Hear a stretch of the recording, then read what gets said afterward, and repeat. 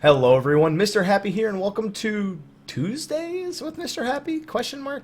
Sorry that this video is on a Tuesday this week, guys. As many of you know, I went to PAX this last weekend and we just got back late Monday evening. So that is when I'm recording this right now. Next week, Mondays with Mr. Happy will be returning to its regularly scheduled time.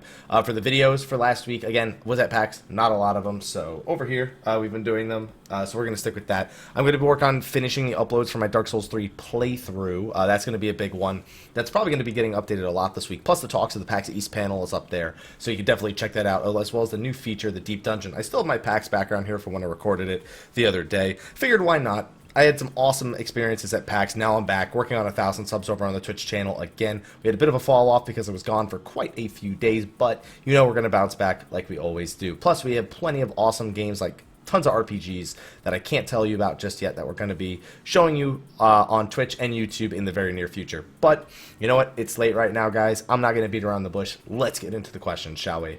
Alright, first question. Hola, Senor Feliz. Fitness patch throwback question. Oh man, I forgot about that. After a series of traveling and getting sick, my workout routine has been effectively killed. Even today I felt apathy towards my morning run I would normally do, and the thought of doing my sit-ups, push-ups makes my brain scramble to come up with excuses to put them off at a later time.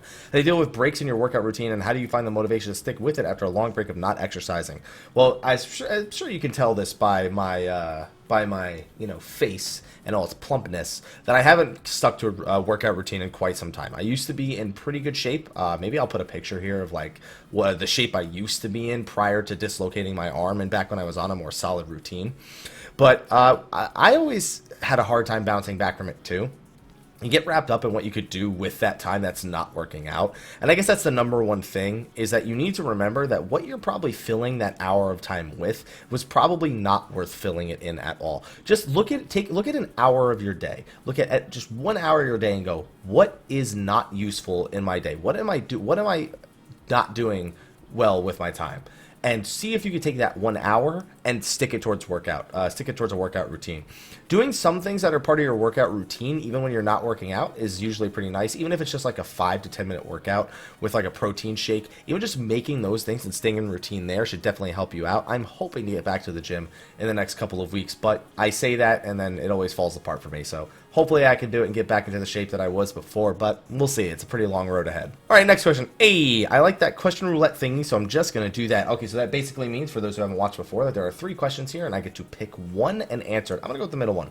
How do you think about multiple ways to progress through the story, like a PvP storyline, or instead of being a disciple of war, like the options to progress through a disciple of hand or land?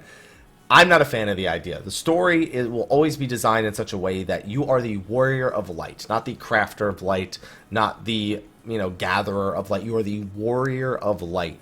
It's the only means of making a story, I feel, that's interesting. Like, I wouldn't care if I was a miner and I was a world-class miner. Like, leave that for the side stories. That's how I personally feel about it. So I wouldn't change a thing the way we have it right now. Next question. Hey, Future Haps. Why, hello there, past person. I started XIV way back as a tank and eventually switched to DPS main. I was able to learn pretty quickly how to do well on either role. Healing, however, still feels alien to me. Some concepts already make sense to me, such as stance dancing, precasting, generally knowing what damage is coming when.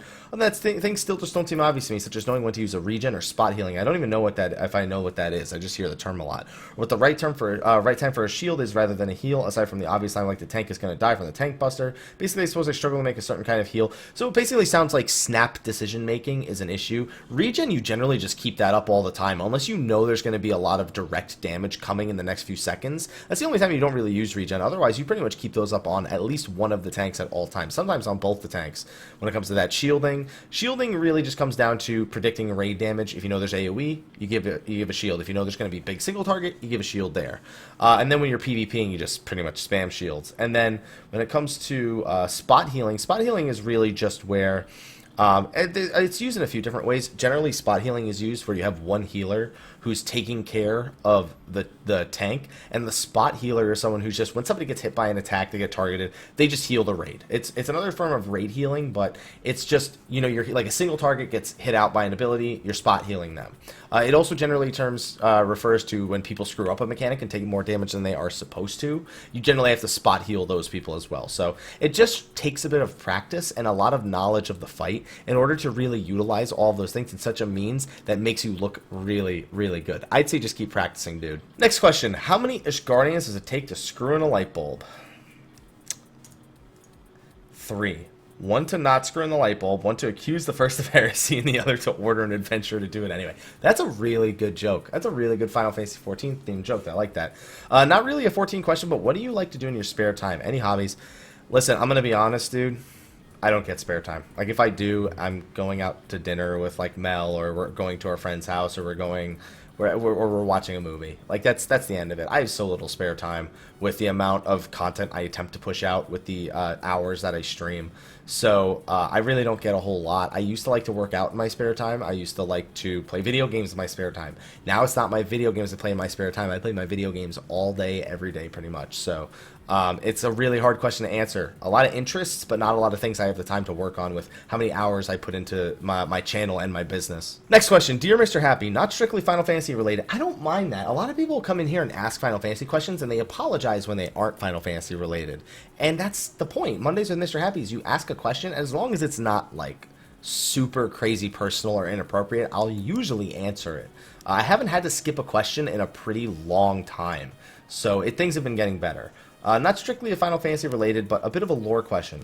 Well, I guess that's still Final Fantasy related. Maybe Ethos will know. What is an Onion Knight? They appear in so many fantasy tales. In Dark Souls, there is an Onion Knight. In Game of Thrones, Sir Davos is the Onion Knight. And in Final Fantasy, there is an Onion Knight throughout the series. Any help would be greatly appreciated. You want to know what's a really easy way to answer this question? Let's see. Onion Knight. Davos, Seaworth, Onion Knight. Let's see. I guess I'll just go to the etymology of the Onion Knight real quick. I'm pretty sure it's some sort of like amateur thing. Let's see. Etymology.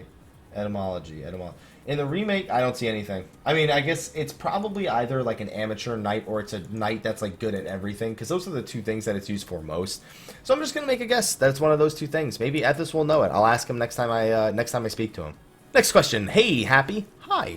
I've always been really into PvP, and although I never really enjoyed the arena style as much as the battlegrounds, I was excited when the Feast came out. However, in other games, I've always played with friends when it comes to PvP, but no one really wants to PvP with me in 14, so I've had to queue solo.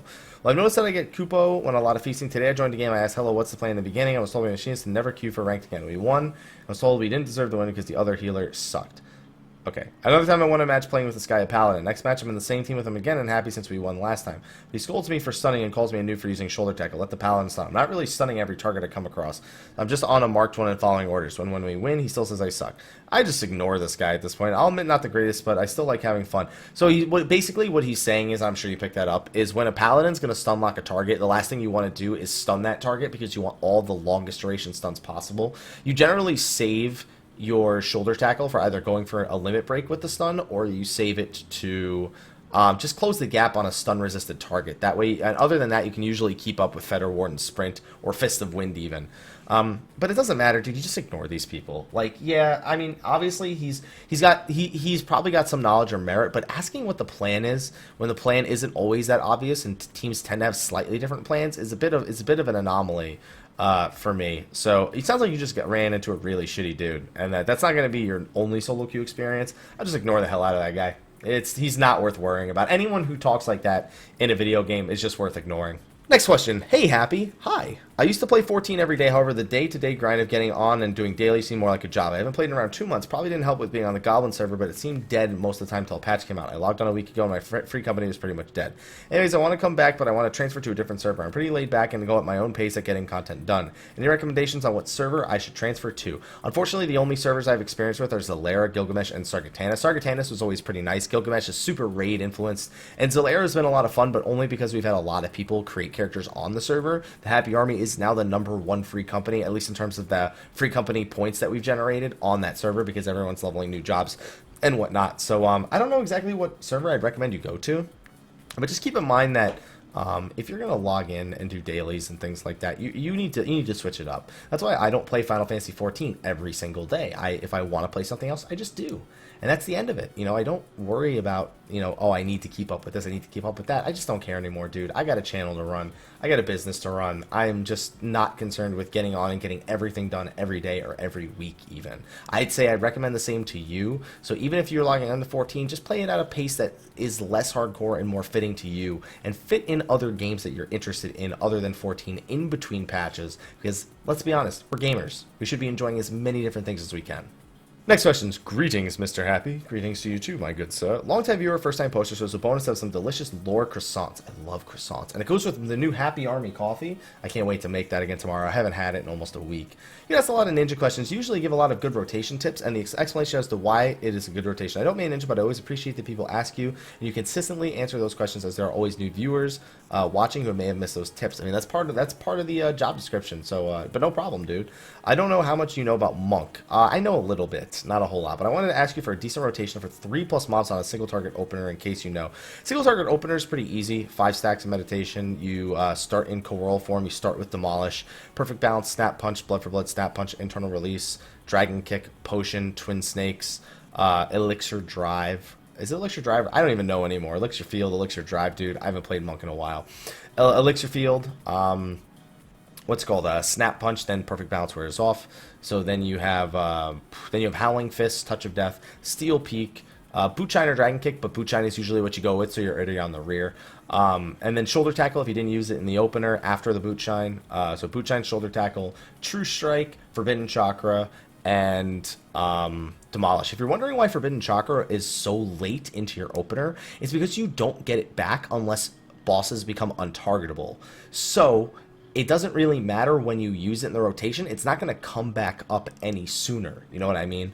So it's better to get the abilities like Elixir Field and Howling Fist on cooldown and getting them ready to go again, because those abilities will come back no matter what the boss's rotation is after a certain period of time. That's why you usually do that. As for on 3+ mobs, on 3 mobs I usually just substitute almost every single one of my Coral stances with Rock Breaker instead of anything else. You can also choose to demolish one of the targets before doing that, just to get a dot ticking while you're doing the Rock Breaker. But when on 3 targets, I basically just do my single target rotation on one of them while hitting all 3 of them with a Rock Breaker. Some monks I know, they touch of death all 3 of them, they demolish all 3 of them, they'll PB demolish all 3 of the mobs, but on that, you can also just literally stick to a single target rotation and burst them down one at a time. I just prefer to Rock Breaker the 3 monsters all at once. Next question. Hello, Mr. Happy. Have some cookies. Dan made cookies this weekend, and I had some of the cookies. I ate some of the cookie dough. It was so good. I currently belong to a free company that has disbanded, so I guess you don't belong to it anymore. I'm the only active member. I wanted to join a larger company I have a lot of friends in, but I don't want to lose the house I spent millions on. I have put a lot of work into it, and I use Garden daily. Is there a way I can switch companies still get to keep my house? Only if it's a personal house. If it's a free company house, no. If it's a personal house, change free companies as much as you want. If it is a free company house, it will be lost. So the only option you really have is either level another character and keep this house, or you're just going to have to leave it, dude. I mean, there's going to be new housing plots. The money itself, you'll be... try and save up the money to buy a new house first, and then drop the free company, drop the house, and immediately rebuy the land as a personal house. That's the only real option that I can give to you, based on the situation that you're stuck in. Alright, next question. Hello, Happy. First time poster, so I have a nice hot fudge sundae. That would go really well. I've been coughing a little bit today. So anyways, this question isn't really Final Fantasy or game related. It's life related, so feel free to skip over it. I don't skip over questions like this unless, like I said, they're super personal.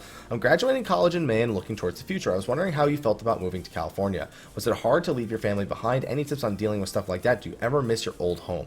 My girlfriend and I kind of want to move to Tennessee from Illinois because a lot of her family is down there, but I'm afraid I will miss my family a lot. Also, any tips getting used to a new area? So moving to California was pretty seamless to me. I love my family, and they're great, but I've wanted out of New Jersey for a really, really long time. I've wanted a change in my life for a very, very long time. And I met Mel, and it was something that we talked about very early on in the relationship. I figured I didn't feel comfortable enough doing it with the income I was making for a very long time.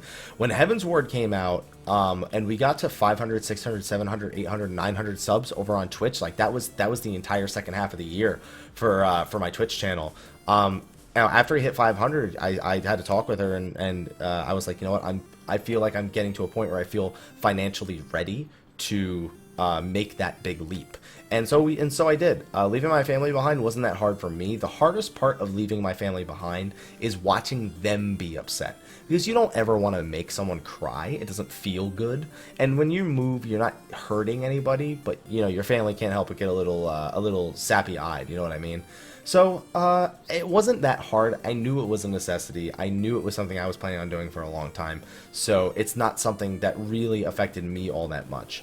My biggest thing is just try to remember they're gonna cry. You know, they're gonna be upset that you're leaving, but it is what it is. You know, you can't be home forever. You can't be living near your family forever. You know, you got to see things. You got to go places. You know what I mean? And do I ever miss it? I guess I liked my old setup. I liked living with my grandmother when I lived with her. You know, the rent was really nice. You know, she was very understanding. She didn't try to baby me too much, but at the same time, she would try to go out of her way to help out any way that she could, but made sure that I was still actually being responsible, because that's what I didn't like about my parents' house, was that they literally taught me no responsibility. They taught me no life skills.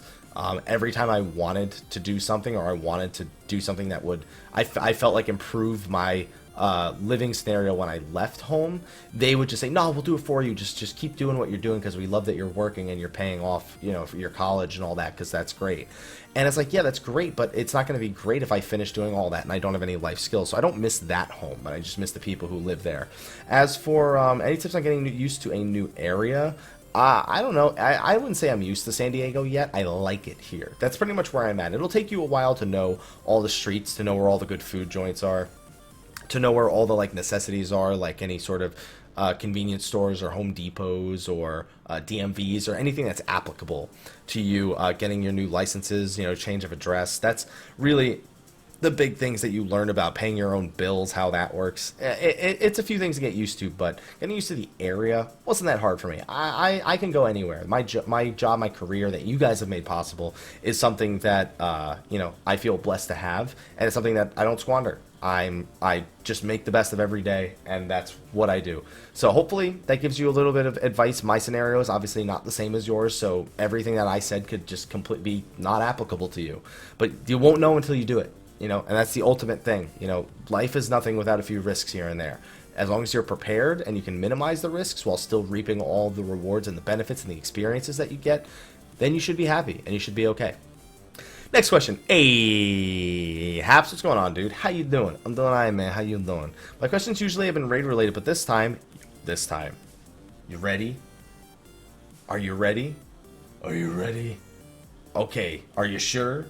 Okay, here it is. PvP. In all seriousness, though, I main warrior for raids. I'm more comfortable playing it when I want to try the feast. It looks fun, but I'm curious. How are warriors in PvP? Amazing. I still think Paladin is the best of the three, just because they can help guarantee kills a lot smoother, and they can keep people alive through the insane burst a lot more reliably. But Warrior is really good at getting in, getting the kills, and locking down people just long enough to make sure that they cannot help their team and their team cannot help them. I don't want to tell you how to set up your hotbars for PvP. All I can tell you is that there are macros you can make to change out abilities, and that you generally just need to make some room. If there's any skills you think are useless, which in terms of Warrior, there really aren't, you just make a few extra hotbars, like a shift hotbar or control hotbar. That's what I did at the very least. And since for PvP in general, stick to your party's plan, or be the person deciding your party's plan.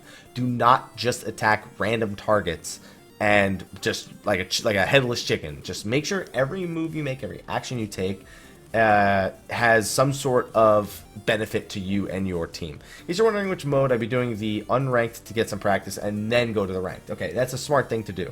So in 8v8, it's a clusterfuck. Just go in, have some fun, and then eventually jump into the 4v4, and you should be okay. Next question. Hey, Mr. Happy. Got a few questions regarding different things, so I have some ketchup Doritos. No. I don't want them. Nah, I'm not going to do that. Have some Cool Ranch Doritos. Cool Ranch Doritos. One, if Square ever let Minfilia actually fight with the Scions, what class job would she be? I'd imagine actually she'd probably be a job that is completely unrelated. I don't think she would be any job. I think she'd have her own fight style. I don't think she would follow any of the fight styles we currently have in the game right now. So I think she'd be completely unique, kind of like Raoban is. 2, do we know for certain that Heavensward is going to be 3.5 before the next expansion? We're like 99% sure. Like, I would be shocked if it was anything else. We know we're getting 3 tiers of Alexander. We know we're getting 3 tiers of Void Ark, and that sets us up for 3.5 perfectly. So I would be shocked if we didn't just get it like that. 3, if you could change your companion chocobo to look like any character from Final Fantasy history and have its skills, what would it be? It would probably be Kain, to be honest. I think Kain is one of my favorite characters across the series. Definitely go with either that or Locke or Shadow. One of those 3. I would definitely take that. Want to know if you're hyped for this fall when the first Dark Souls 3 DLC. So fall is Dark Souls 3. Early fall is also Final Fantasy 15, so I'm just excited for the fall in general. TwitchCon, Fan Festival with the expansion announcements and the job announcements will be there, so I am definitely looking forward to that. And 5, also wanted your opinion on how good the Soul Series DLC is compared to other games.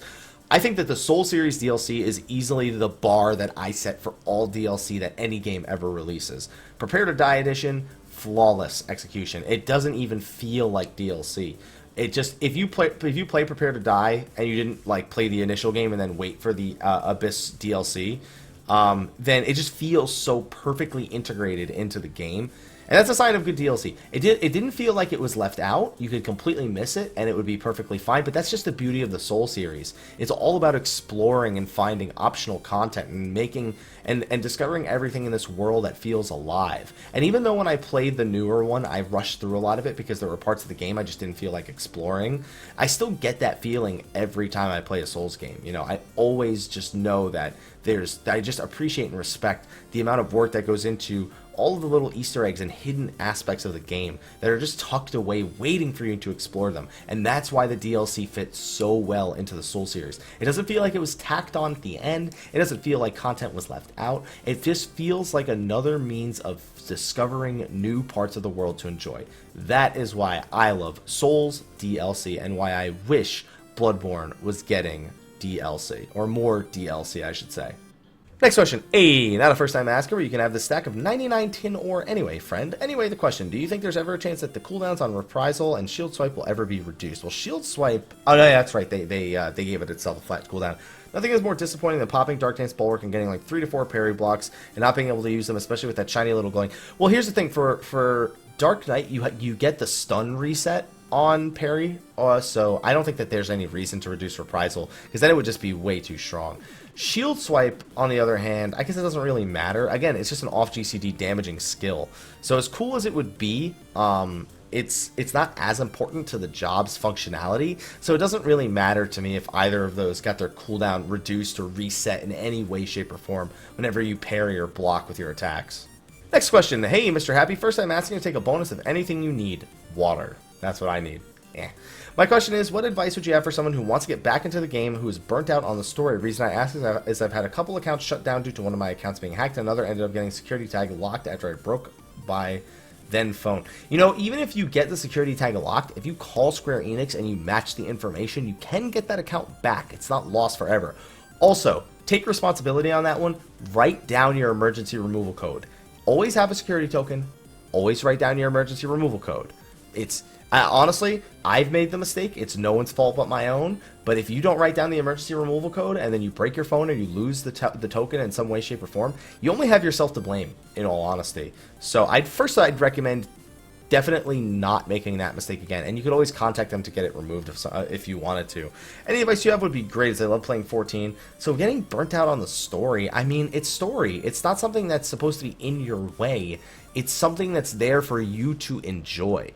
So that's my advice. Don't get burnt out on it. Just enjoy it. You know, absorb it. Experience it. You know, turn the lights off. Turn your headphones up all the way. Get into it. You know what I mean? That's my best advice when it comes to the story, because that's what it's there for. It's there to be enjoyed as a story. Alright, next question. Hello, Mr. Happy. Since you've been with Insomniac a little and played Ratchet & Clank, 2 related questions. 1, what is your favorite Insomniac gun? Mine is the Auger in Resistance. Man, I don't remember enough about the guns for me to give an opinion on this. I played Resistance. I played Resistance 2. I played the original Ratchet & Clank. I played the new one. And then I don't know what other Insomniac games I've actually played other than the few VR ones I got to try there. You know what? I'm going to say that the Fireball from The Unspoken so far is my favorite gun. It's not really a gun, but it is a projectile that you shoot. What gun idea would you pitch? Dude, I don't think I have the creativity Insomniac does when it comes to coming up with gun ideas. Like, I could think of a million raid bosses and things like that, but just when it comes to guns, after seeing the dubstep gun in Saints Row, I was like, that's it. Like, I can't think of anything better than that. I'm not going to think of the classical music gun or the sheep gun, which actually there is a gun that turns you into a sheep in Ratchet & Clank, or turns enemies into sheep in Ratchet & Clank. The coffee gun, listen, I don't think I have the creativity to answer these questions in a means that will make you feel good about asking them. So I'm just going to say they do a good job, and they should keep doing it, because I can't. Next question. Hello, Happy. I rarely get to watch your streams because of time zones. This is my first time asking, so have a thing. Anything. Water. I'm so thirsty. I've been playing Final Fantasy XIV since around 2.1, but never used Materia. Now that it's more accessible, I'm looking for help as I'm a complete noob in this area. I'm a summoner using lore gear and wondering what Materia should be using. If I need to put on specific gear, though I imagine crit and spell speed are most important. Spell speed is not important at all for you as a summoner. It's crit over det over spell speed. Crit over det over spell speed. Stack crit if it's not capped. Stack crit if it's not capped. Stack det if crit is capped, and spell speed if you're desperate. Sometimes it's better to take 12 spell speed than 6 determination, just because of scaling. I don't know if that's true on summoner, it's true on ninja, or it's true on monk or dragoon, one of the two. So definitely need to do a little bit of research on that one. As long as it's 12 versus 6 and not 12 versus 9, it should generally be okay. That being said, sorry I'm yawning. Like I said, it is late. It has been a long day. It's not about putting it on specific gear. It's just as long as you're accuracy capped, which comes with knowledge of the individual fights, then you're good to go on crit, then det. You should be okay. Next question. What do you think about the old Trinity, tank healer, and DPS concept in MMOs? Personally, I think it's getting old. I mean, a monster isn't always going to have the attention of a tank just because it's some special hate grabbing you. In real life, animal or something would try to attack everyone. Okay, so let me use this. Let me use a few things as an example. So when people bring up the Trinity doesn't work, I look at games like Guild Wars 2. I look at games like Blade and Soul. And obviously Guild Wars 2 has made raids now, which are more in line with your traditional roles, even though people basically have to equip certain gear and go with certain builds that turn them into these roles, and they aren't inherently designed with these roles in mind. That being said, I feel like basically if there's no one individual... Actually, no, that's not even true, because in Blade and Soul you do have tanks now, although everybody's out for their own. You don't have healers. Everybody's just out on their own. Everyone's just on their own for that one. So I just think that the fights are harder to make challenging yet fair if you don't pretty much make it so that they can be controlled in some certain way. There are points when I feel like realism doesn't necessarily equal fun. And in terms of MMOs, I think that games without the Trinity can work fine, but historically speaking, generally don't do as well because players like the structure and players like the knowing that they can learn a fight, that they can adapt to the fight, that what their role in a fight is, versus just Twitch reactions when it comes to MMOs. So I agree. I think that I like to see enemies that occasionally just completely ignore these rules. I think it's very fun. But I've just noticed so much of a trend that if you do not have these rules in place, a lot of the time, it causes more frustration than it does fun. I think that it's just down to getting the right game design for it. So I think there are games that have done it. I just can't name them off the top of my head right now. All right, I believe it's this question, then one more. As you can hear from that last question, like I said, throat is killing me on this one. So I'm definitely glad to be only having like 18 questions to answer this week. Greetings, Mr. Happy. First time asking a question, so here are enough lore tomes to cap your ult. I imagine this is a busy week. I didn't even cap my main this week. I didn't cap my main last week either. It's just been so crazy busy. I've been really enjoying the feast, but I don't like the way Square Enix has set up the game modes. I can deal with the toxic players for solo queue, save one comment. That line bothers me because 8v8 is nothing like 4v4. It will help you learn the feast, but not how to deal with being focused, improving your burst, or how to manage your cooldowns. That's not entirely true. It's just that a lot of the times you'll get focused by so many more people than you usually would that in 8v8, it's pretty much like it's an above normal amount of burst that you're trying to counter.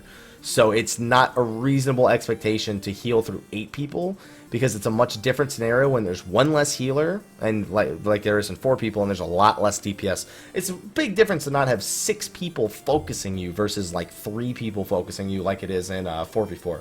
So do you think should replace 8v8 with unranked? No, I think 8v8 is really just a Battlegrounds version, and unranked 4v4, realistically, ranked doesn't matter. Your rank is an indication of your skill and who you should be matched against. And yes, when the season starts, that's not entirely accurate because people have to climb up to their specific ladders. But it's like, what's like, I don't really like the idea of unranked when it comes to it being exactly the same. You know what I mean? Like, obviously, a lot of competitive games have, like, for example, League has a draft mode that's unranked and a draft mode that is ranked. And people like alternating between the two because they can practice and they can unlock things because you need a certain amount of champions in order to even do draft mode in either of them.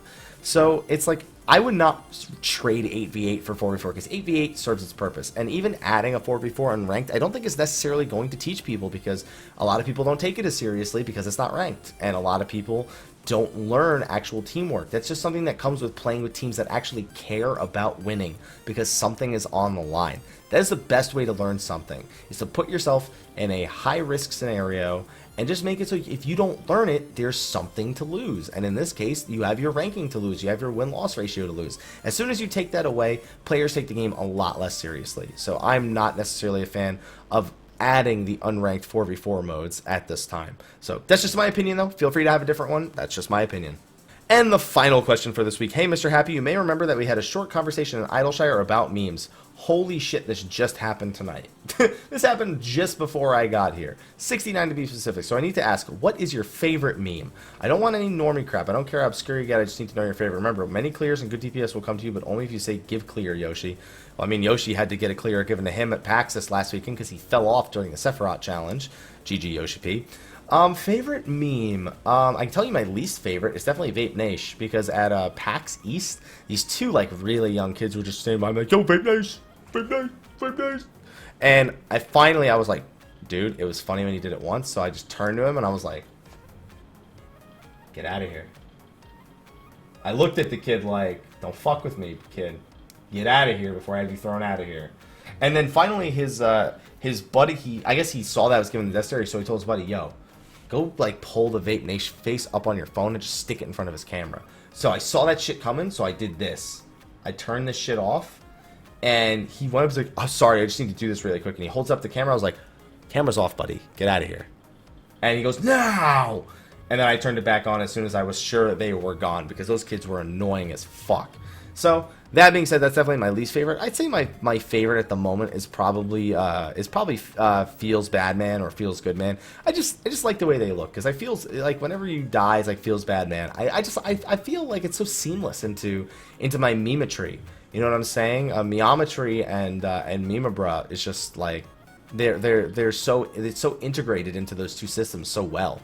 So anyway, that's my answer for this question. Thank you again, everyone, for asking your questions for this week's episode. Next week's will be on Monday again. Videos are right here. I'm losing my voice, so I'm definitely gonna go get something to drink, hit render on this video, and then just be done for the night.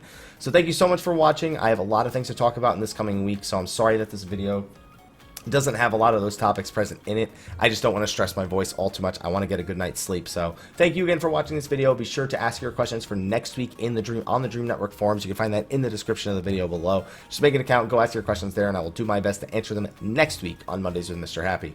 Anyway, I'll see you guys then, and until then, take care.